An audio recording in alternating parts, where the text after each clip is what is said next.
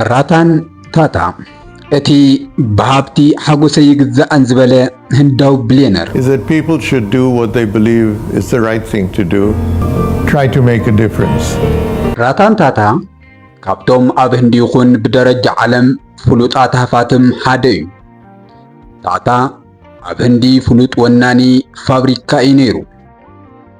መፍረይ መኪና፣ ፋብሪካ ሓፂን፣ ፋብሪካ ቅመማት ሻሂ ካልኦት ንግዳዊ ምንቅስቃስን ሓዊሱ ግምታዊ ቢልዮን ዶላር ዝግመት ሃፍቲ ነይርዎ።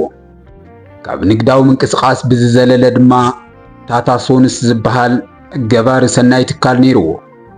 ታታ ካብቶም ካልኦት ሃፋትም ዓለምና ዝፍለየሉ ባህርያት ነይርዎ። ንስነ ምግባር ካብ መኽሰብ ንላዕሊ ቀዳምነት ይህቦ ነይሩ። መንገዲ ህይወት ንምምሕያሽ እምበር ንምህፍታም ጥራሕ ዕላማ ይነበሮን። ነዚ እውን ኣብ ዓለም እታ ዝሓሰረት መኪና ታታ ናኖ ብምቕራብ ማእኸላይን ትሑቱን ኣታውን ዘለዎም ሰባት ርኡይ ኣስተዋፅኦ ገይሩ። ብሃፍቱን ዘለዎ ኔትወርክን ኣዝዩ ግኑን እኳ እንተነበረ ገዲፍዎ ከም ዝኸይድ ስለ ዝፈልጥ ትሑቱን ንኽብሪ ደቂ ሰባት ግዱስ ከም ዝነበረ እዩ ዝግለጽ። ራታን ታታ ሓጎስ ካብ ሃብቲ ወይ ስልጣን ዘይኮነስ ኣብ ህይወት ሰባት ለውጢ ክመጽእ ብምግባር እዩ ዝርከብ ዝብል እምነት ነይርዎ። ነዚ ከም መራጎዲ ድማ ኣብ ማሕበራዊ ሚድያ ብተደጋጋሚ ትዘዋወር ጽሕፍተላ። ህንዳዊ ቢልዮነር ራታን ታታ ኣብ ሓደ ፕሮግራም ሬድዮ ቀሪቡ ከምዚ ተባሂሉ ተሓቲቱ፣ ኣብ ህይወትካ ሓጎስ ንምርካብ ዝገበርካዮ ነገር እንታይ እዩ?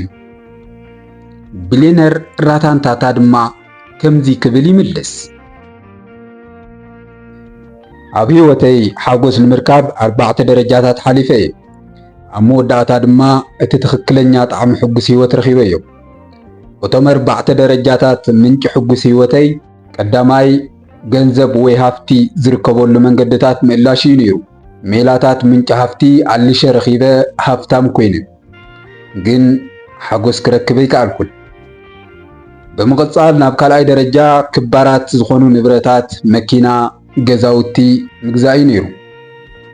ነዚ እውን ገይረ ብኽባራት ነገራት ሕዚ እውን ዘላቕ ሓጎስ ክረክበ ይከኣልኩን። ቀፂለ ናብ ሳልሳይ ደረጃ ዓበይቲ ናይ ቢዝነስ ትካላት ፕሮጀክትታት ምህናፅ ዓሊመ ተበጊሰ። ካብቶም ፕሮጀክትታት ድማ ካብ 95 ሚእታዊት ንላዕሊ ዋጋ ዕዳጋ ነዳዲ ህንዲ ኣፍሪካ ንምቁፅፃር እዩ። ንሱ ጥራሕ ኣይነበረን ኣብ ኤስያን ህንድን እቲ ዝዓበየ ናይ ብረት ፋብሪካ በዓል ዋና ኮይነ። ሕዚ እውን ግን እቲ ትኽክለኛ ፍስሓ ዘለዎ ህይወት ኣይረኸብክዎን። ብምቕፃል ናብ 4ይ ደረጃ ቀፂለ።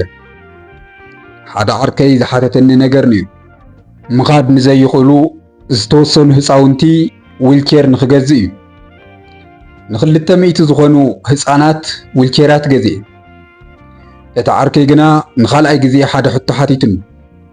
ንሱ እውን እዘን ዝተገዝኣ ዊልቸራት ብሓደ ኸይድና ነቶም ህፃናት ንኽንህቦም እዩ። እሺ ኢለ ኣነ እውን ከይደ ብኢደ ረኪበ እዮም። እቶም ህፃናት ኣብቲ ዊልቸር ተቐሚጦም ክስሕቁ ክሕጎሱ ርኤ። ኣነ ለ ተሓጒሰ ጫፍ ታሕጓስ ፍስሓ እውን ረኺበ። ነዚ ወዲየ ክብገስ ክብል ሓደ ህፃን ብትኹረት ክሪአኒ ጸኒሑ እግረይ ሒዙኒ። ኣነ ድማ ቅርብ ኢለ እንታይ ከም ዝደለየ ይሓቶ።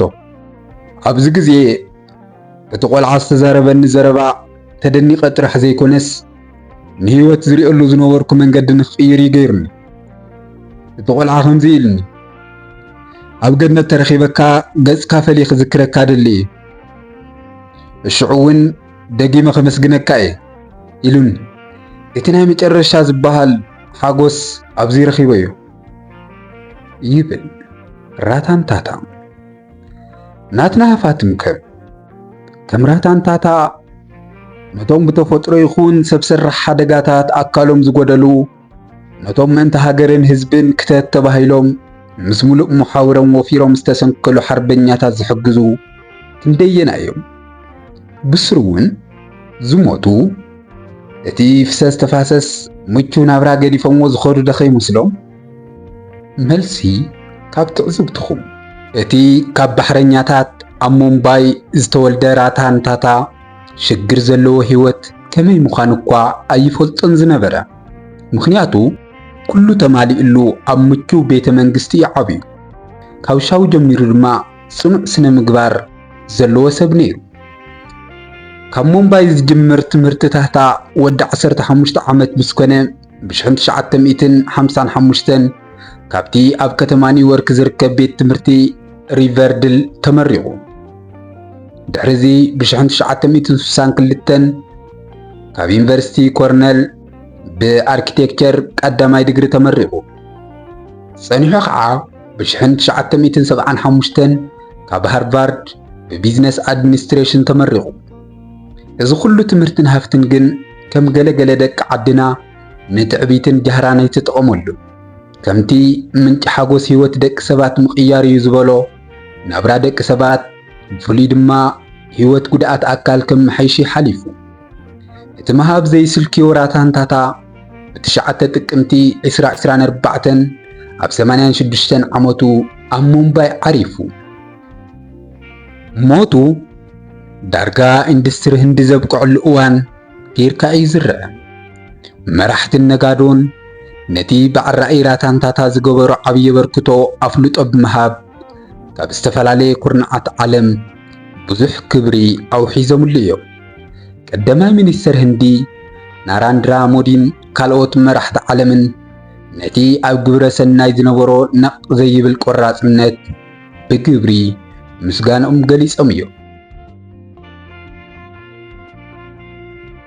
ካብ ገንዘብ ሓጎስ ኣይርከብን እዩ 10 ሃፍታም እንትኾንካ ጽባሕ ገዲፍካዮ ስለ እትኸይድ ከም ራታንታታ ዓብዪ ስም ገዲፍካ ምኻድ የድሊ እዚ ታሪኽ ጠቓሚ ኮይኑ እንተረኺብኩሞ ናብ ካልኦት ክባጻሕ ላይክ ሼር ኮመንት ኣይትረስዑ ሳብስክራይብ ምግባር ድማ ቤተሰብ ይኹኑ ነዚ መደብ ዘቕረብክልኩም ምሕረት ኣበርያ እየ ኣብ ቀጻሊ መደብ ክሳብ ንራኸብ ሰላም I didn't have a friend in the world, and that all the warnings that people had given me were probably going to come true. When you're a founder or you're the chairman or the leader of a company, every tough decision is a lonely decision. Money abroad to supplement. So I used to do other jobs to get the money to live. Right. Life changed in many ways, some good, some bad. When you're a founder or you're the chairman or the leader of a company, every tough decision is a lonely decision. Yes. And you're very lucky if you're surrounded by people who can provide you with the right type of mentoring and the right type of counseling that take you through that decision. Most of the time it's disagreement on what should be done.